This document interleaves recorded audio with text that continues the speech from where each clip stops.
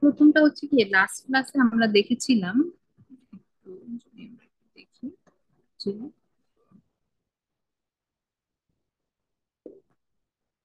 First modular এক্সপোনেনসিয়েশন। তো আমরা প্রথম লাস্ট ক্লাসে আমরা কি দেখেছিলাম, শুধু মডুলার এক্সপোনেনসিয়েশনটা দেখেছিলাম, ঠিক আছে। তো আজকে আমরা কি দেখবো, ফার্স্টার মডুলার এক্সপোনেনসিয়েশন অথবা ফার্স্ট মডুলার এক্সপোনেনসিয়েশন। সো আমরা দেখছিলাম কি, 3 টু দি পাওয়ার 103 মড হবে আমার কত, 7। আমরা নর্মালি দেখছি যে কিভাবে হচ্ছে গিয়ে মডুলার এক্সপোনেনশিয়েশন করে আমরা হচ্ছে গিয়ে এটাকে মড করে রেজাল্টটা বের করতে পারি।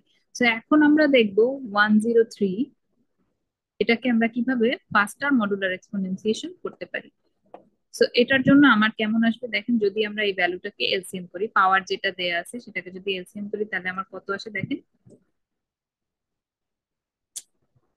51, এন্ড আমার ভাগশেষ থাকে 1। এরপর যদি আবার আমরা 2 দিয়ে ডিভাইড করি, 25 × 50, ভাগশেষ থাকবে 1। এরপরে যদি আবার ডিভাইড করি তাহলে আবার 2 দিয়ে যাবে, 12 × 24, আর আমার ভাগশেষ থাকবে 1।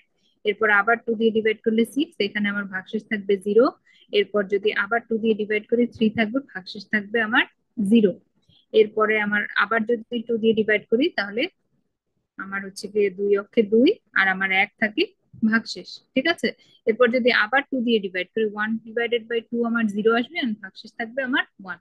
তাহলে প্রথমে, সব থেকে প্রথমে আমাকে একদম ছোট যে ভ্যালুটা আমি পাবো সেটা আমার কত আসবে দেখেন, 3³ না, প্রথমে হচ্ছে 1, তার মানে 3 mod 7, এটা তো আমরা জানি। 3 mod 7 করলে আমাদের আনসার আসবে 3। তাহলে আমাদের 3³ mod 7 আমাদের বের করতে হবে, প্রথম কাজ। আচ্ছা, তাহলে এখন 3³ mod 7 যা কথা, আমি যদি লিখি 3² × 3 mod 7, একই কথা। এখন 3² মানে কি, 3 mod 7, তার মানে 3 × 3 mod 7। আবার সাথে আমার কি আসবে পাশে, 3